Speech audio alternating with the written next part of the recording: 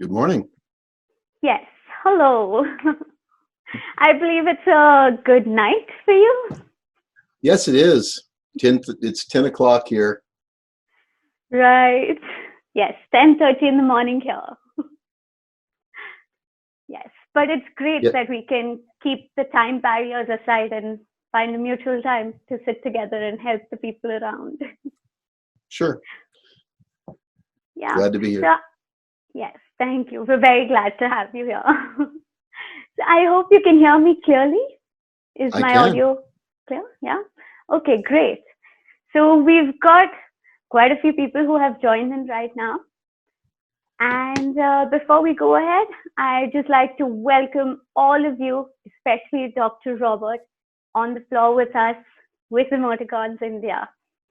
And I'd like for all those who are in the audience to know that EMOTICONS India is a psychological counseling, testing, training, and research center. And we work with varied age groups and in various sectors within the mental health field. Yes, so today's seminar, the topic that we have for today is building resilience of the family. And Dr. Robert is going to share his expertise in the area and shed some light on what that is, how it could happen. And the topic itself is definitely something that's very important with the current pandemic, with the family being together and just everything is just so uncertain, and we're just really happy to be able to address this topic for all of you.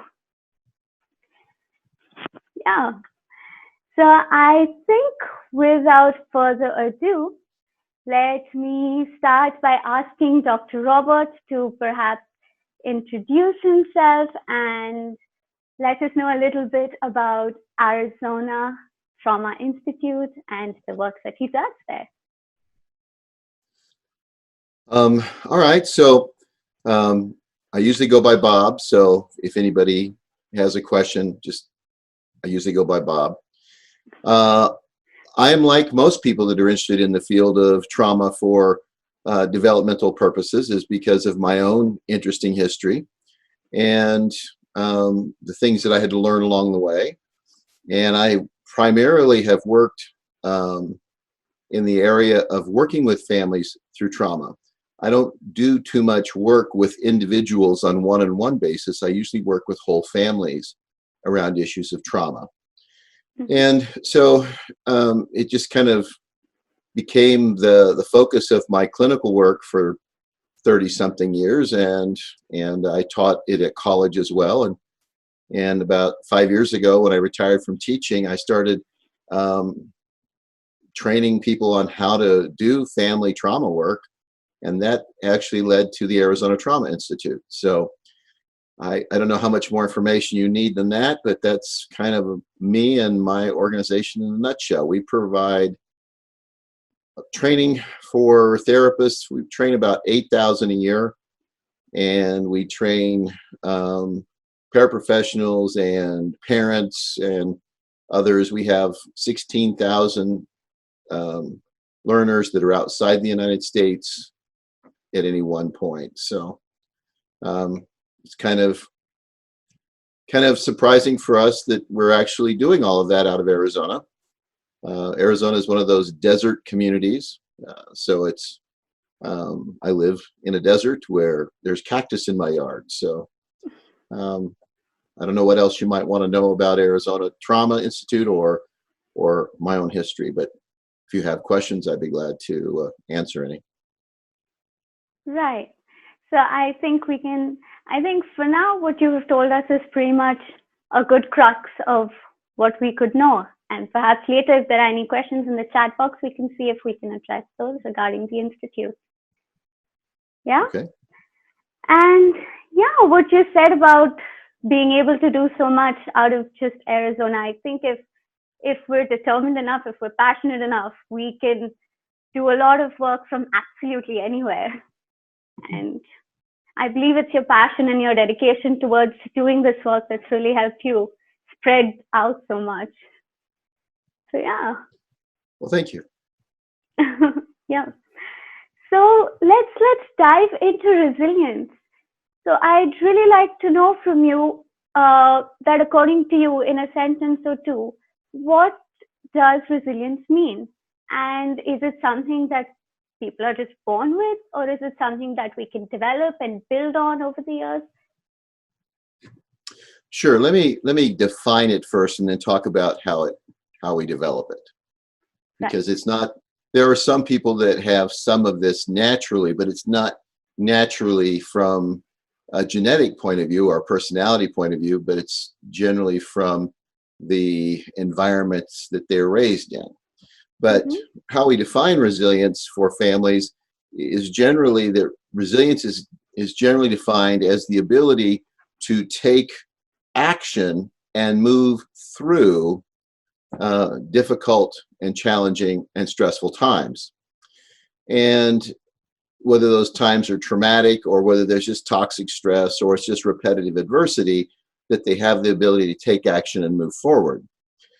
I know a lot of people use the idea of bounce back as a way to define resilience, but that's irrational. And let me talk about why real quickly. Because none of us can go through an experience, gain the learning that we do going through the experience, and go back to what we were before. It's like, imagine somebody saying to you that after you've graduated from college to go back and be like you were in high school. That would be a bounce back. We really need to help people get away from that idea of bouncing back and look at how do they take action and how do they move forward to being increasingly functional in their efforts, to be able to deal with things that are stressors in their lives. That's how we define resilience. Now, you want to know where it comes from. That's kind of a fun one. A lot of the people that I talk to over the course of a year about this sometimes get kind of irritated at me because they have a lot of focus that, well, it's something you do with children. And that's not true. What it is that you often have children that are saddled with an unfair burden. And that unfair burden is that they are expected to tolerate the negative experiences that they have, get over them, and go on, when the adults in their life don't have the capacity to do that. So true resilience with children starts from the caregiving system. How effective is the caregiving system at being able to experience negative, overwhelming things, continue to take positive action, and continue to move forward? And children will learn more from observing parents do that than any lesson, any social skill, any other service that is ever provided. So, part of this is when the kids engage in behaviors that are often quite mirroring of what they see their parents do, it annoys the parent. And now the parent is being inconvenienced or distressed or overwhelmed, and they interpret the kid's behavior as bad because it's annoying, not because it's truly bad. Where are they supposed to learn these skills at if they don't learn them from watching the adults in their world?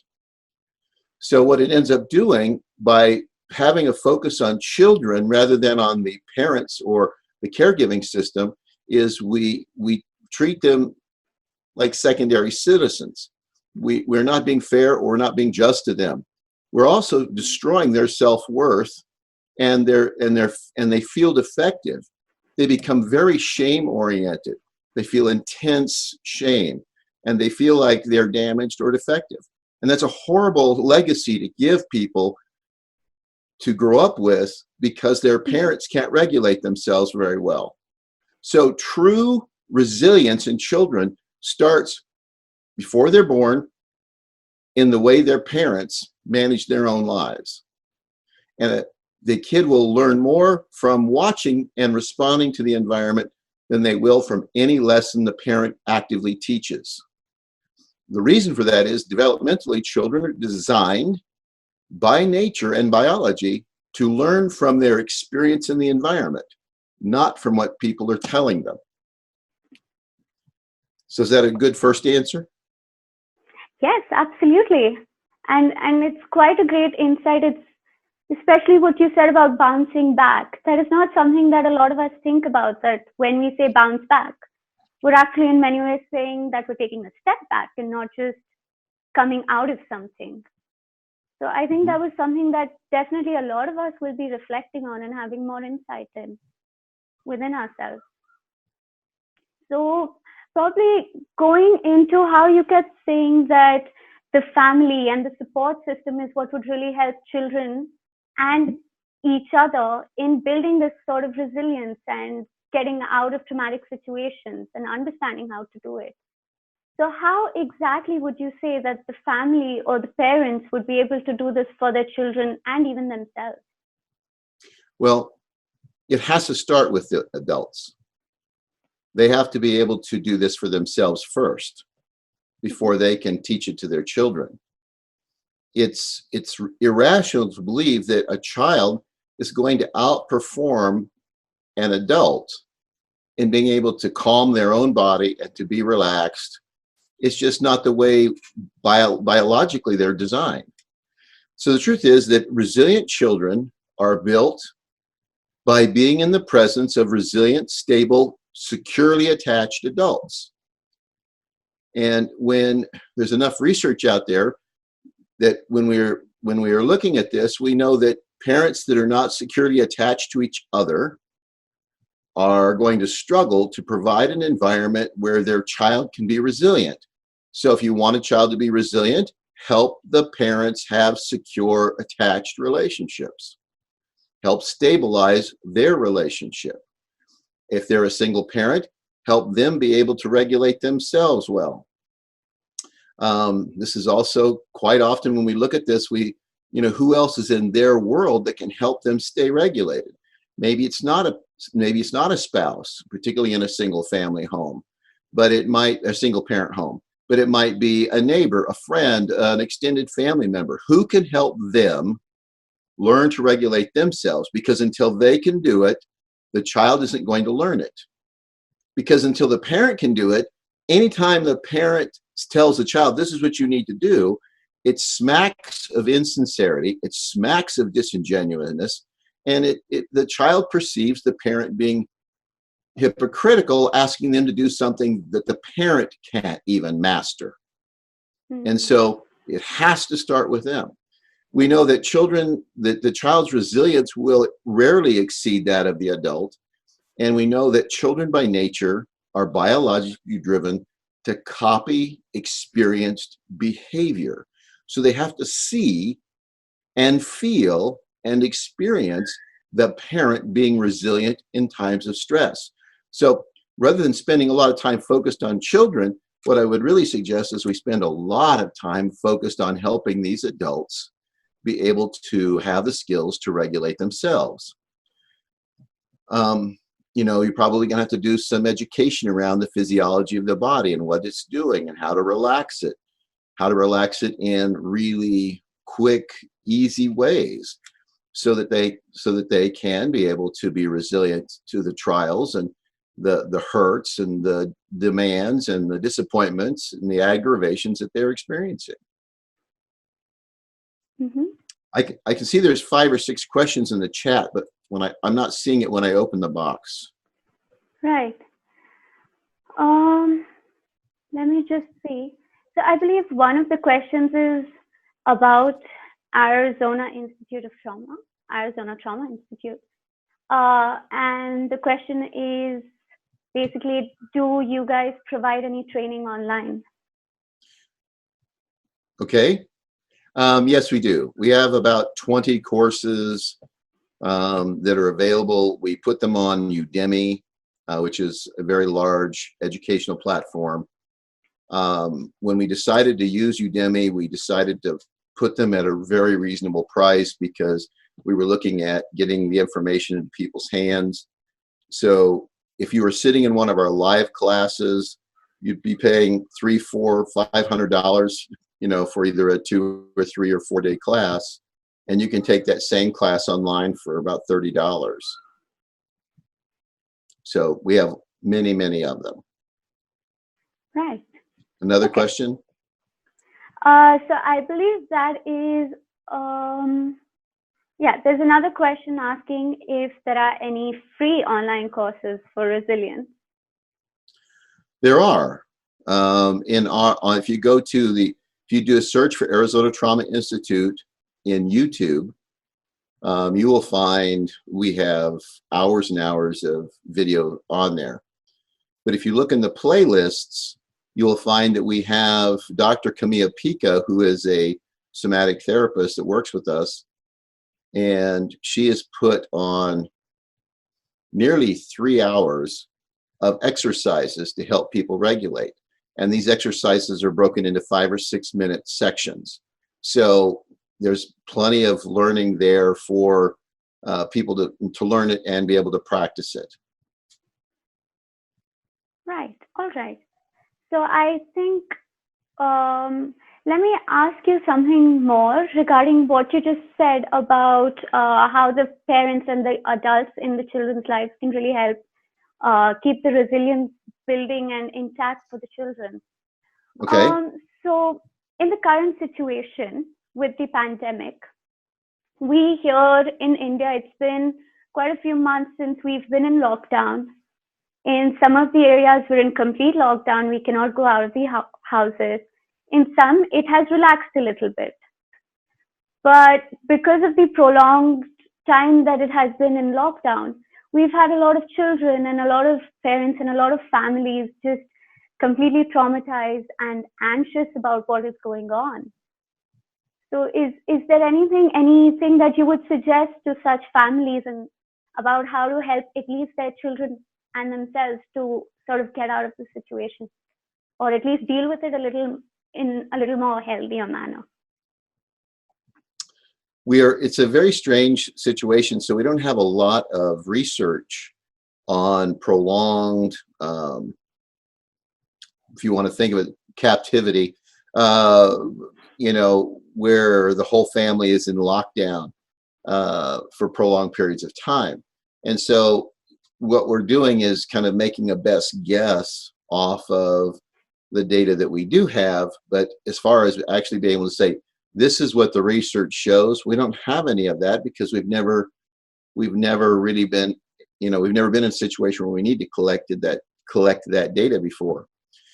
So what we do know is that if the parent is having difficulty regulating themselves, in other words, keeping their bodies calm, then it tends to exacerbate every distress in the family.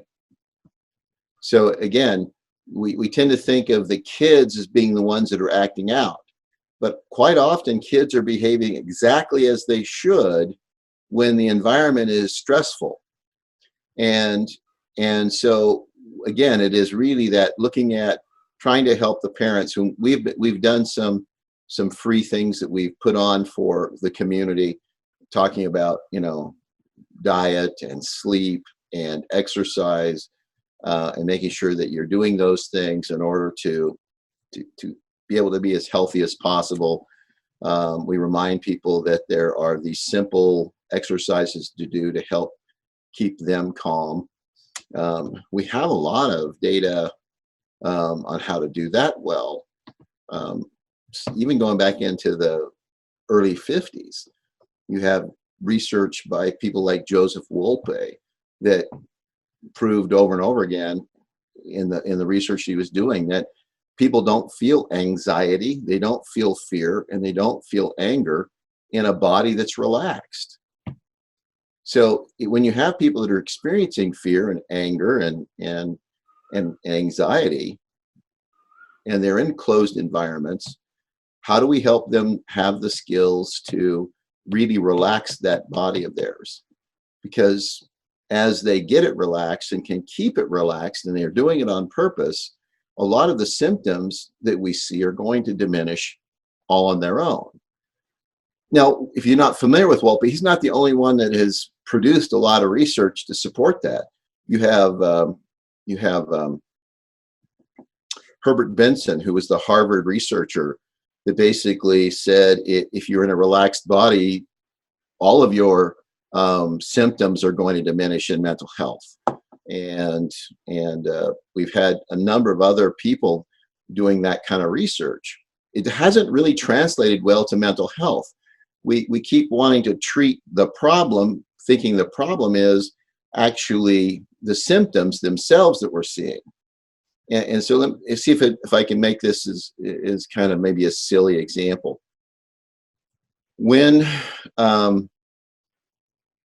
if someone has a blood sugar disorder and their blood sugar shifts, let's not use that. Let's do dehydration. Okay. Dehydration is probably easier. If somebody's dehydrated, it's not uncommon for them to hallucinate. And what we do in the mental health world is we want to treat the hallucination rather than rehydrate the body.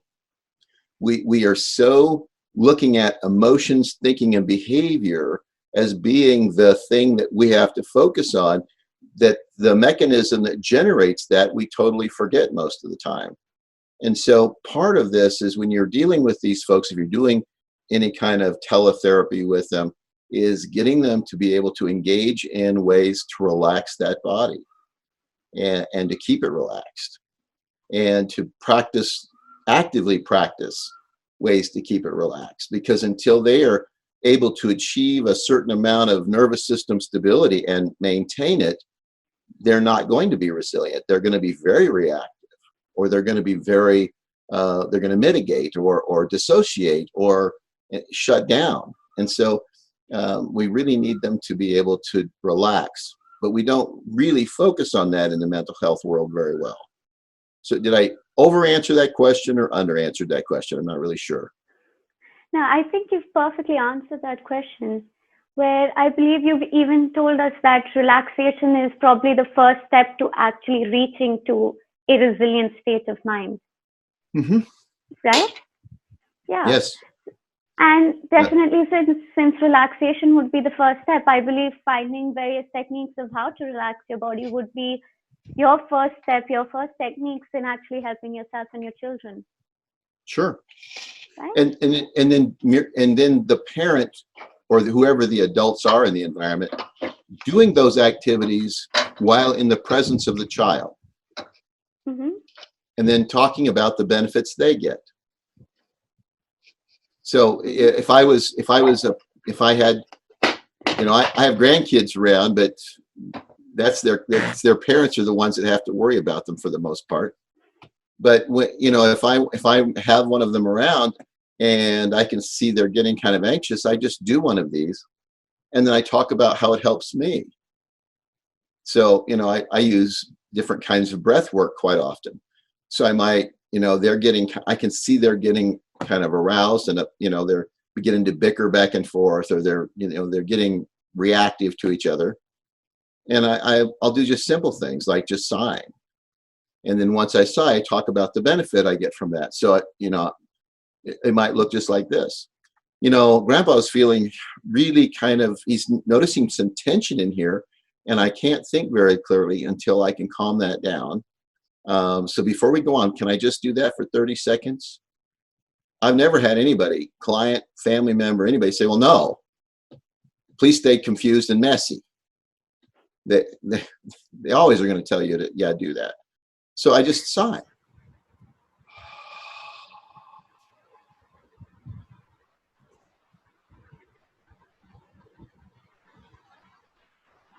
And I just talk about how this relaxes this area, makes me feel calmer. I may say, well, I'm not quite calm enough. Is it all right if I do it one more time? But I'm actively modeling for the people around me how to stay regulated. And that's what we need parents to do when they're with their children.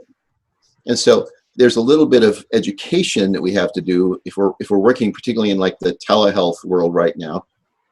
We need to be able to model a number of the ones we use for ourselves for these parents. Now, if you take the additional step and say that they have experienced any trauma before, or they have a lot of trauma in their history, toxic stress or adversity included, then they don't tend to learn well from instruction alone. They actually need to see and experience it in order to reproduce it.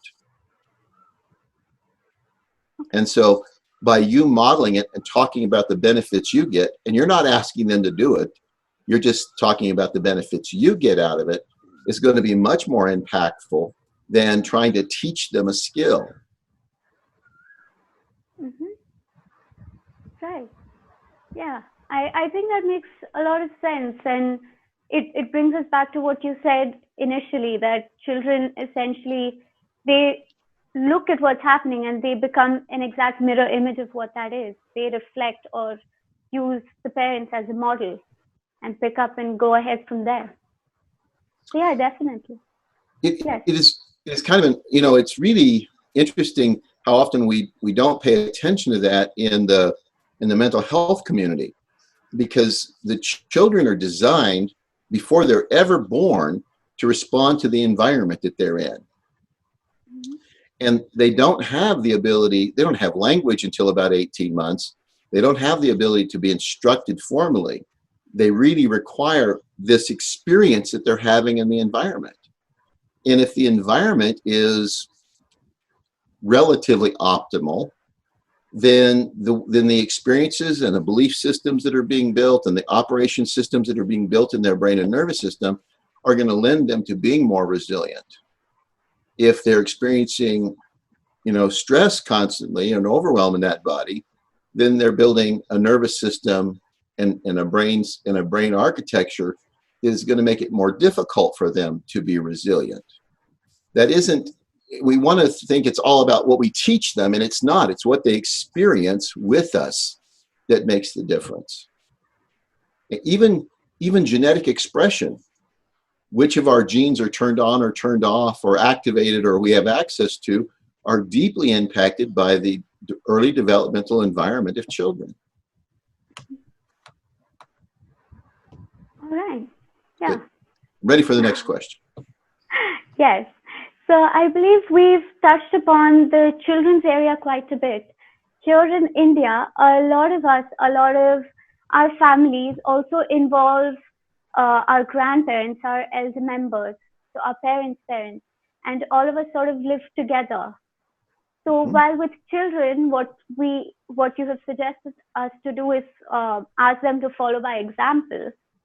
What might help the elders in our family during the situation?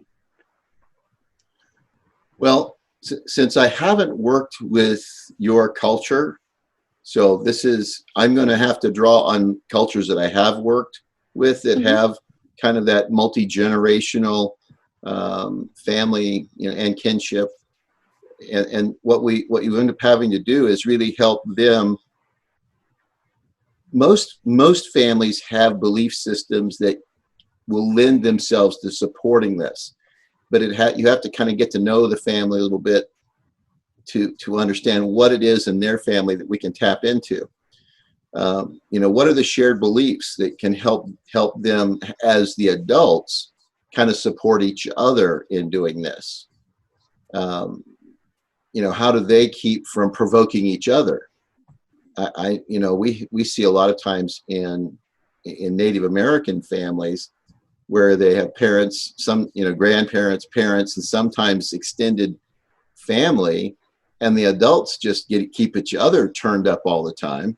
And then they're surprised that the children aren't very good at managing themselves. So first of all is how do we help these adults in this environment get along and manage themselves without kind of setting each other off? And, how do they support each other being calm? How do they support each other kind of interacting in a way that creates kind of this warm kind of compassion to attachment between each other so that the children can see that and learn it? So, how do we do that? That's really requires you to kind of tap into what are the belief systems that family has. How do family members in that family define purpose of meaning? In other words, what do they assign meaning to? So for example, if I come from a family that meaning, the goodness, if you will, is productivity, and I have to be doing and doing and doing and doing and proving myself in every relationship has a big fat price tag on it that I have to pay in order to maintain this relationship, that's not a safe environment. That's not a compassionate environment. That's not even a healthy environment. Mm-hmm. And so how do we help based on what their families are, how they're structured? How do we help them kind of step away from these? And it may be quite traditional in some cases. I know that when I've worked with folks in China, they have some, multi-generational kind of belief systems about, you have to be this, you have to be able to do this in order to be a good person. And so part of that is really kind of being effective at kindly challenging that and encouraging the adults to kind of move through that and find a different way to be with each other. Help families learn to cultivate hope for, if you want to think of it, the hope that they will get through any adversity that they're having. And you want them to be able to see, you have to help them as a whole group be able to see distressing, hurtful events as opportunities to transform or grow. And that's a tough one. But once you get that into a family culture, you see it greatly impacts what we see in children. Is that part? We could also talk about how the family is structured, because we have a lot of families that are communal like that, but they're so busy earning a living or so busy committed to their projects that nobody's really spending much time really practicing staying regulated, being intentional, being deliberate. And so the kids don't have examples of it, even though they may be in a household where there's no contention. Right. Yeah, I think that does sort of address it, where we're saying we bring all the adults sort of into part of the process of how everyone can collectively, as a community within the home, start relaxing themselves and adjusting and understanding that this is the situation and this is what it is. But now here is how we can go ahead. So I believe that sort of does get through. Yeah. Let me give you an example of this, if it's okay. We had, in '95, we worked on a project to put a medical clinic in a school. And we worked really hard, did a lot of fundraising. We got a lot of commitments from different organizations, and actually ended up putting 3 nights a week a medical clinic at this school. And we're really proud of ourselves. We thought we'd really done a good job. However, nobody came to use it. And the reason we put it in the school is because this school was really underserved. About 90% of the population spoke only Spanish. Most of them were illegal immigrants into Arizona. And so we felt like if we provide these services and we provide them in Spanish, then the people will come and take advantage of them, stay current on vaccines and be treated for, illnesses. And nobody came. So we had raised a lot of money. We put a lot of effort into this, and nobody had ever spent any time thinking about, well, how do we engage these families? And so we did flyers. We went out and talked to folks, and still no one came. And what it took was to go out to the grandparents and the great-grandparents and invite them in, show them what we were doing, promise there wasn't any legal entanglements. And once they bought into it, then we were so busy we could hardly hold the doors. I mean, just people flooded us. But it really required the leadership of the senior members of that family. But you had to help them understand why it was of benefit to them. And I think that's when you're dealing with intergenerational households, I think that becomes a really important lesson. How does this help them feel like they're leading their family? How does this help them meet the needs of their family? And if you can help them do that, you're going to get their cooperation and their support in creating these changes. Mm-hmm. Yeah, I think that's a wonderful example, and it really brings out even how it works in our society as well, where in many families, actually, it's the grandparents and the elder members of the family who really are the decision makers. Mm-hmm. So if we can kind of get them to understand and get them on board, I think they would more willingly then want to go ahead with doing something like this. It'll sort of be like their plan of action rather than us telling them that this is the plan of action. Let's go ahead. Yeah. Sure, they're old like me. They don't want somebody telling them what to do. But if somebody can say, "Hey, you can look pretty good as a leader in your family if you can help do this," I might be interested in doing that part. Right. So yeah, I think that's a very beautiful way of putting that ahead. So Thank you. yeah. So I think let me go to the next part of the discussion that I wanted to have with you, which Okay. is while still up till now we were talking about what families can do within themselves, how they can help each other. Now, how can we as mental health professionals in the current situation reach out and really help with the families and resilience building when, in fact, now we even have the barrier of just telehealth. We cannot even have upfront sessions with the clients. So what would you have any suggestions for us? I do. And you're probably going to laugh at this, but I'm going to ask you a question for your audience.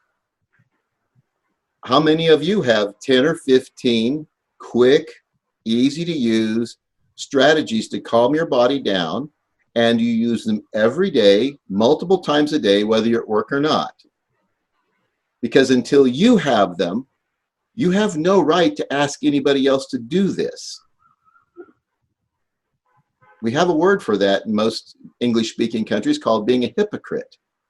And, it's if we aren't modeling that in our own life, how can we possibly get them to do it and feel good about it?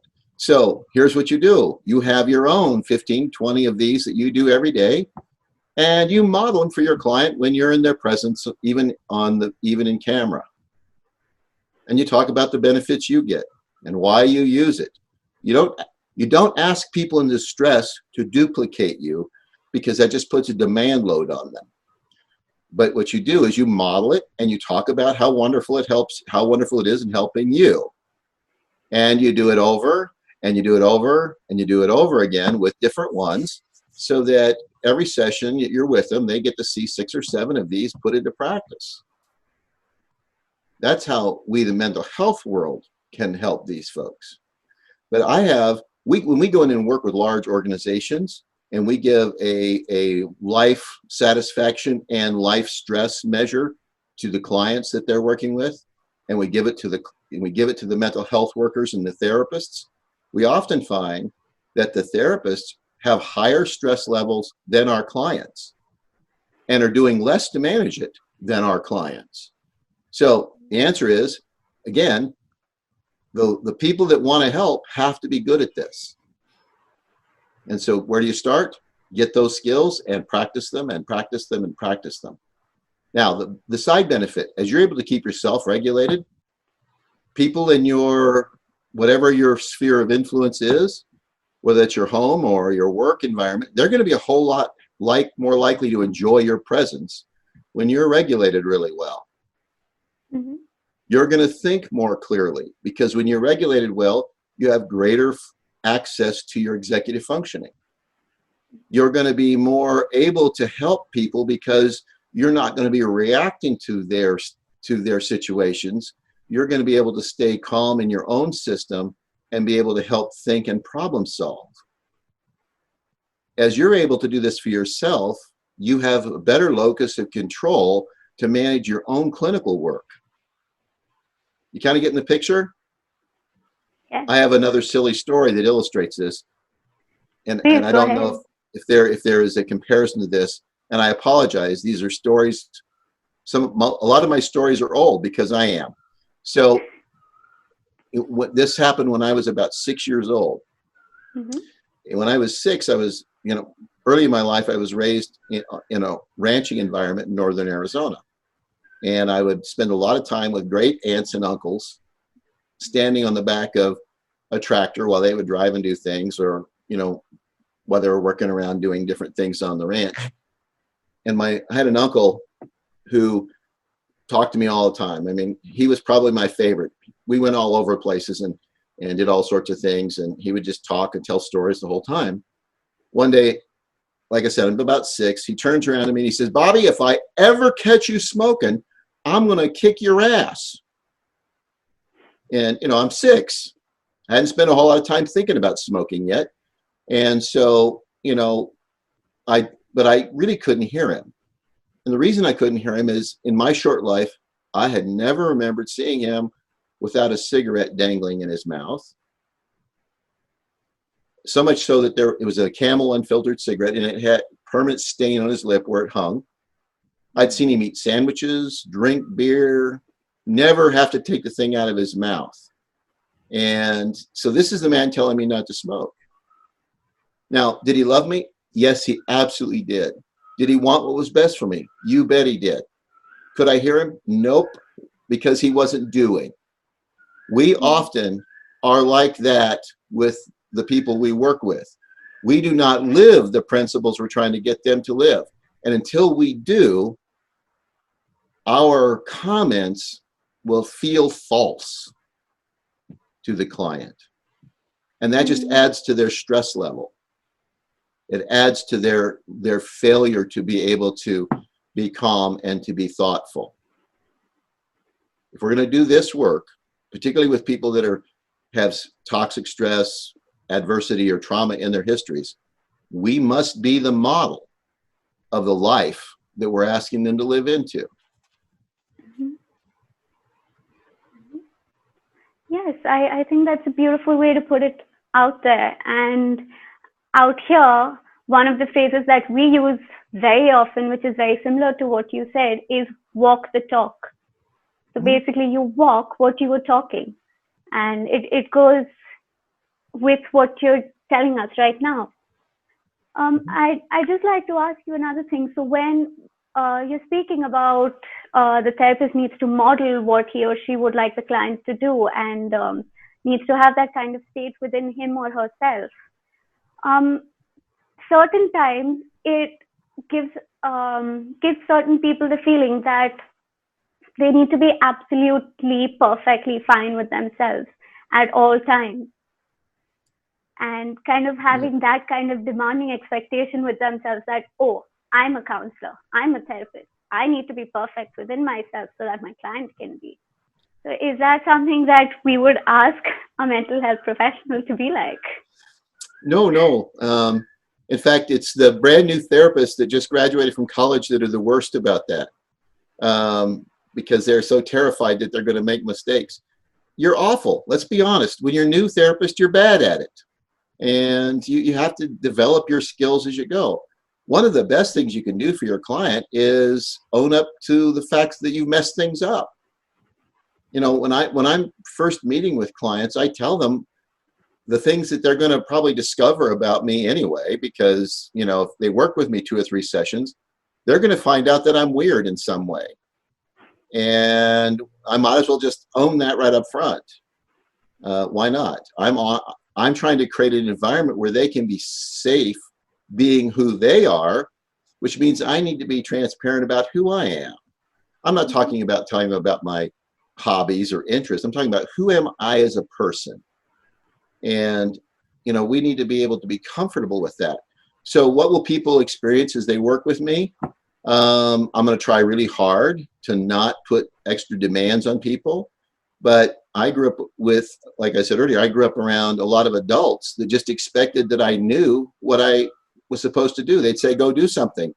Nobody thought I didn't know how to do it, because they'd been doing it for 70 years. They just didn't think that I didn't know how to do it. So I had to figure it out. And that's kind of been the theme of my life. If I want to know something, I go figure out how to do it. But I sometimes inadvertently assume that everybody operates that way. And that's an unfair burden to put on somebody. So if you catch me doing that when you're working with me, call me on it, because I don't mean to do it, but it'll sometimes leak in. I'm just pretty honest about who I am with clients.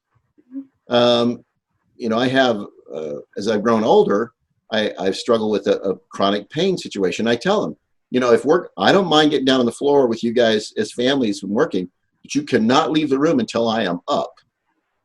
Because, I might be having one of those stiff days. If I don't have some help, I might not make it. And I'm just pretty open with who I am. And that helps them feel safe enough to be who they are. So that when we have to take our ego out of their therapy, if we're going to do trauma work. The other thing we need to understand is that people that have trauma histories don't process language very well. They don't prioritize very well. They can't create sequential steps very well. And so you have to kind of redeploy how you think as you're working with those folks. And so you're gonna do a lot of leading and teaching by what you do and the example that you set for them. Because until they can see it or have imagery of it, they can't duplicate it very well. Mm-hmm. Yeah, I think that's a beautiful way to put it across. Yes. So yeah, like Dr. Robert, or Bob, as you like to be called, just said that. So in fact, even in this situation, I believe then by those terms that we can say that yes, the situation is a little stressful, and sometimes even we come under that kind of stress. But here's what we do, and this is what has previously relaxed me. I believe that is one of the techniques that you just helped us understand just now, right? Sure. Yeah. Yeah, you feel that if you're closed in for weeks with your family, you're probably feeling the same kind of overwhelm that they are. It's perfectly okay to say, hey, look, I'm feeling this, and describe it physically. I'm feeling a tightness in my chest. My breathing has changed. My muscles have all tightened up.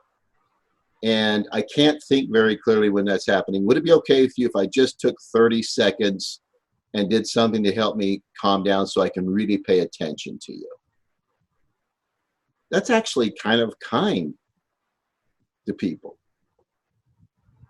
All right. Okay. I'm not seeing the chat feature, so is there questions popping up over there? So actually, I think I am now going to open the floor for the audience. If they have any questions, they can probably unmute themselves and ask Bob the same. I would like to tell you though, Bob, that when you were talking about being a hypocrite and how we should not be that, a lot of people agreed with you, and a lot of people were very happy to hear that you said that. So yeah. Thank you. Yes, so I'd like to open the floor to the audience. If there's anyone who'd like to ask anything, please just unmute yourself. I'll call you out and we can have your question. Oh, hi, Anisha. Can you hear me? Can I take the... Hello? But you may need to speak up just a little bit. Old man, deaf ears, need loud voice. All right. Sure. Thank you so much. It is very encouraging and very exciting few tips which you have given us, and the strategies, of course. I'm an assistant professor of psychology and a psychotherapist and a psychologist and a special educator for learning disabled children. And I'm doing my PhD on building resilience, especially in families with autism and with special issues. And there is I want to ask a little bit questions because I'm doing a short survey for them, and to find out that does parenting style affect, because we're always talking about the way parents are handling, and especially in cases where children are specially able, there's always a trauma behind. And especially in an Indian scenario, that we follow traditional parenting styles where we have a lot of issues and a lot of what should I say, and ambitions for the child to get to have for us, like the child should have good occupations, a proper Asian style of parenting. So what is what would I would be saying a more resilient and a healthy parenting style, especially for a child who has his or her own issues of development, and then And the culture, in fact, again, plays a role. Like we have different spirituality days where we connect with the problem, and the problem solving goes in a different fashion, like through our festivals, through during the time they want them to be involved during those festivals, they are unable to, and especially during this time where they are unable to send them to the schools, to the specially able schools, or the tutors has to come. So now, and they are all boggled with the emotions inside, like, oh, and the parent is going like, what do I have to do with them now? And the therapist is not here.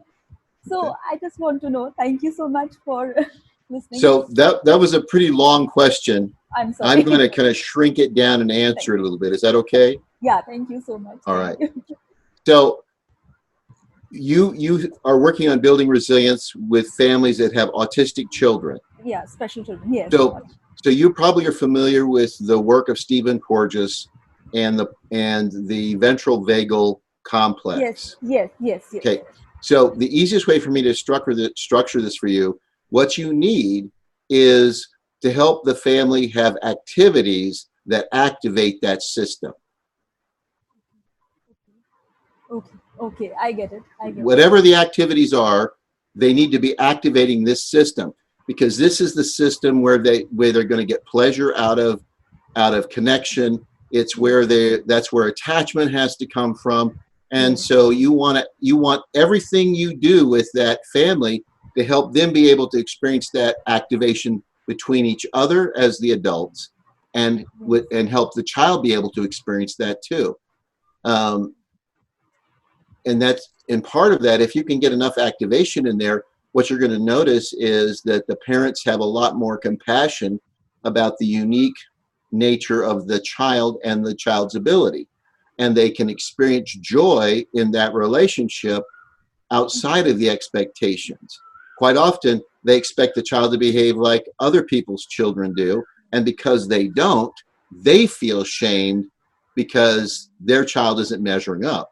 Well, if we can help them have a lot of activity in that the ventral vagal complex and get enough stimulation in there, we can overcome a lot of that. Is that an adequate answer for you? Yeah, sure. Thank you for this. And any particular thing which you would say go parallelly with resilience, a concept which will go parallelly with resilience as a...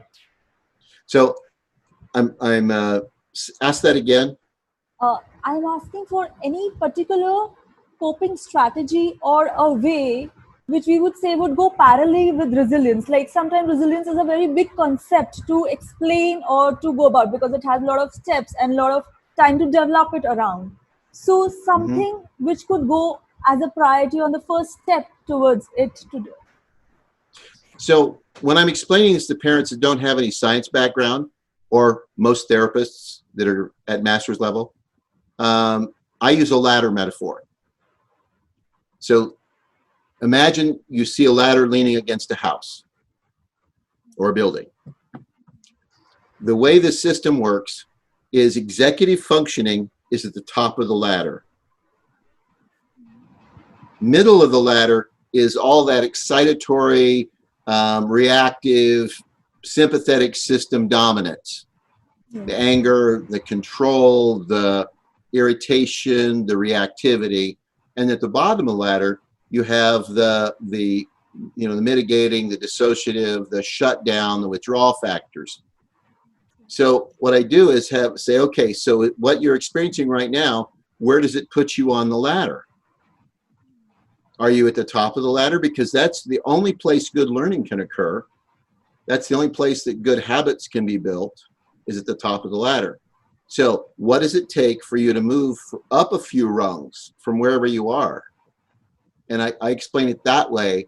And in fact, when I'm working with kids, I actually have a little toy ladder that you can move the guy up and down. And I find that the parents get as much out of that as any kid. And, is that what you're doing right now? Is that going to move you further up this ladder? No. So if you really want to be your best in this situation, where do you need to be on the ladder? You need to be at least 3 or 4 rungs higher than you are. And that's So I find it a very useful metaphor. I don't know if I sent a little video with that for you to distribute to your group. Is that for me? Yes. No, I don't believe that we have a short video like that to distribute. Well, let me grab it real quick.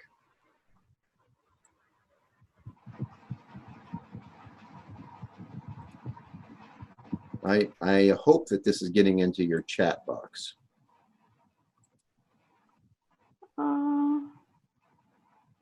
Did a link to a Dropbox pop up there? No, we don't have any link. Okay, let me try it again.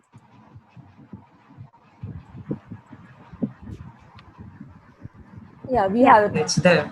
Yes. Okay, so that's a 17-minute discussion, and using that example of the ladder, so that if you want to use it, feel free, rip it off, use the video, I don't care. Oh, thank you so much. Thank you so much. It's been very kind and creative ideas which you've been giving. Thank you. Thank you. Great. So do we have any other questions? Yeah. Anusha, am I audible? Yes, you are. But I'm old and got tired ears. Please talk loud. Sure. Very good morning to all my fellow Indians, and a very good afternoon to Dr. Roberts. This is Prakhar, and I am an assistant professor over here in a college. And Dr. Roberts, I teach myself positive psychology to my postgraduate students. Good. And I am pretty much interested in researches related to the domain of positive psychology. And so, as we all know that we as Indians, as already told by Anusha, that we live with our great parents, great grandparents, we follow a certain collectivist culture. That means we are focusing more on the needs of the group, on the people, rather than focusing on ourselves. While in America, particularly, if you see, an importance is given to the individualistic culture, although there is a certain amount of researches which clearly shows that any particular culture is neither totally individualistic or collectivist. But sir, what Sakshi ma'am just said, that in autistic children's, the resilience, the concept over there, I was going through a research, it said that when the needs are particularly focused on an individualistic culture, the resilience domain goes down particularly a bit. So sir, I wanted to know that positive schooling will throw some light on the domains of resilience, hope, optimism, or it will go a further step higher, or it is just a part of a research which shows that collectivist culture have certain amounts of more resilience in them. I just wanted to know on this. Thank you, sir. I think that the simple answer is yes, collective communities generally do move through things more effectively. I mean, we see a really easy example of that, of the tsunami that happened in Malaysia a few years ago. You know, the Green Cross, which is a world organization of volunteer trauma therapists, they sent 150 therapists over there to work with the people, and the people weren't traumatized. They were sad, they were grieving, but as a collective culture, they were supportive of each other and they didn't need therapy. So, you know, I think that's very much true what you're saying, is if we can help engage I would like to see us be able to do this, engage communities at large, but certainly in the smallest community anybody should be engaging around this is the family itself. Because if you can help the family be resilient, you're going to have the individuals in that be much more resilient as well. Now, I'm going to kind of fade back and give you a different terminology than positive psychology, because I want you to see the difference between what traditional mental health is and what we're talking about when we deal with trauma. In traditional mental health is very pathogenic.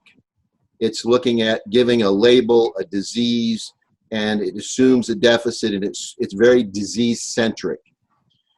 What you really are isn't necessarily a positive psychology. It is a salutogenic approach where you have a wellness focus, where you're looking on personal resiliency factors, locus of control, personal effectiveness, the ability to have skills adequate for the situation to be resilient. That's actually under the label of salutogenic. And so they're very different perspectives, disease-centric, wellness-centric. And so when we treat trauma, we are always coming at it from a salutogenic point of view, because pathogenic points of view cannot heal trauma well. Absolutely, absolutely right, sir. And that's why the disease model was particularly not the goal of Martin Seligman when it was introduced in the late 90s. You bet. Yeah, absolutely. And sir, any more efficient, you can say, you have already told that we should be well equipped, 15 to 20 strategies, which we should distribute to our clients. But sir, any more efficient or new technique which we are still not aware? Well, part of it is a lot of people have really gotten caught up into the mindfulness aspect. And in order to do mindfulness well, I already have to be at the top of the ladder. So what we want to do is be really good at dealing with relaxing this body quickly.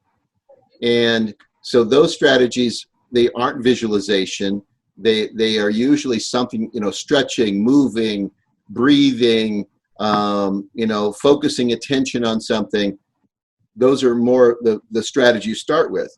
And then once they're able to regulate themselves better, then you can move to more complicated, mindfulness and other kinds of strategies, progressive muscle relaxation, meditation. But you have to get them relaxed to the point where they can actually engage in that stuff on purpose. And does that make sense? It's not a matter of right, wrong. It's a matter of sequencing. Where are they at and how are we going to help move them through this? Thank you, Dr. Roberts. Thank you so very much. Thank you, Anusha. You're welcome. Most welcome. All right. So I'm extremely sorry, audience, and everyone who has sent certain questions in the chat box right now, but we are actually over time with our webinar today. So what we can do is we will probably save everything that's there within the chat, all the questions that were unanswered. If Bob is all right with that, we can probably send it across to him, and Sure. he can address it for us. Additionally, Not tonight, though, because when we finish here, I'm going to bed. Yes, absolutely. Not tonight. I'll trouble you again tomorrow, probably. But yes, so, and you guys can definitely reach out to us on our email, or you can send us a WhatsApp message and we will definitely get back to you. Additionally, I'd also like to tell all of you that there is one more exciting thing that we are doing together with Bob, where he will be sending something across to us, which will later be put up on our YouTube channel as well as his. And you guys can probably wait for that to come. That will be sometime around the end of June. And we are really excited about it. And once we get a little more information, you guys will have more sneak peeks on what that is. And I believe in your chat, you will see certain links that are there to all of our social media handles. You can always connect with us over there. You can join with us, ask us anything that you'd like to know. Yeah. I would like to thank you. And we know that she doesn't sleep. Yes, I believe you know that. The others don't know that. So yes, we have actually been conversing throughout the night to arrange this. So yeah, but yes, we will definitely reach out to you at the best time that we can. Yeah. Let me put my email address on there so that people can contact me if they, because I have quite a bit of video material, excerpts from different trainings that can be pretty helpful on different things. And we send them to people all the time. So if you have a particular question or particular interest, Right. that's my email address. Great. I think that would be wonderful. So all of you then have a way of getting in touch with Dr. Robert as well. I believe the link has not come yet into our chat box though. So Well, I sent it. Let's see. yes. If it doesn't show up, then we'll make it available. Yes, we'll definitely find a way to do that. So, yes, I would really like to thank Ms. Nikunja Gujjar, the founder and director of EMOTICONS India, for conceptualizing the whole Let's Hear It from the Expert series, where because of her, we are able to reach out to a lot of experts across the world and manage to organize something like this, and we're really happy about it. And special thanks to Dr. Robert for taking the time out so late at night to help and address our audience at a time that is preferable and convenient for us as well. And we're really glad to have you, and you've really shared a lot of insight on this topic, and Thank you. there's definitely a lot we learned. I have fun talking about this stuff. Yes, that reflects in the way you talk about it. Like I said, you have the passion and dedication. Yeah. Let me just quickly share my screen, and you guys will be able to see some of the areas where you can get in touch with us. I'm not sure if you can see the screen yet though. Can you see my screen?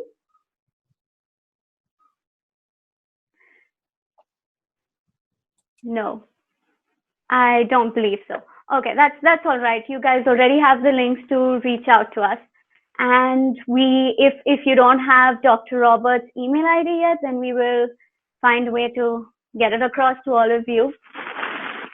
And yeah, we're really glad. And Bob, I will probably send across any questions that we missed out through this training, and any questions that people approach me with, I will just send it across to you and we can address them later. Okay, that'll work. Yeah, great. So it was amazing having this conversation with you, and we really hope you had a fun time with us as well. I did. I have, this is kind of a new group of people. I've never done anything. We have online, we have about 500 people in India, but I've never really spoken to an Indian audience before, so it's kind of cool for me. Yeah, that's great. Great, we could give you a first-time experience on something too. Thank you very much. You're most welcome. Thank you. We're very happy to have you, and there are a lot of thank yous for you in our chat box. A lot of people saying thank you. Perhaps all of you can unmute yourselves, say thank you to Robert, and just start leaving the meeting. And yeah. Thank you, sir. Thank you so much. Thank you. Thank you, sir, and the organizer. Thank you, sir. So much, sir. Thank you, sir. Thank you, sir. My pleasure. Thank you very much, Dr. Robert, sir, and organizers. Most welcome. Thank you so much. Thank you. Thank you, Dr. Robert and organizers.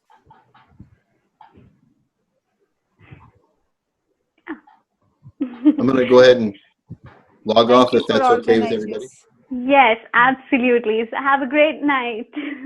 Thank you. Yeah. Bye. Bye-bye.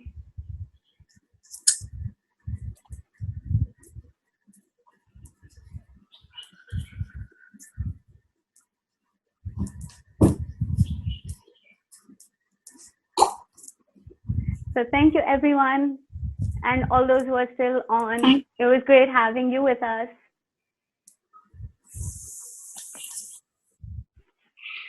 Have a great day ahead. Thank you. Wish you the same. Keep doing good work. Thank you so much.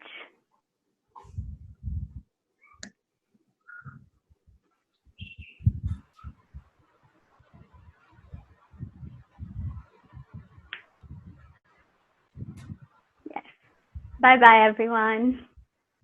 Thank you so much, Anisha, for lovely for allowing, and Emoticons India and the organizers. Thank you. You're most welcome.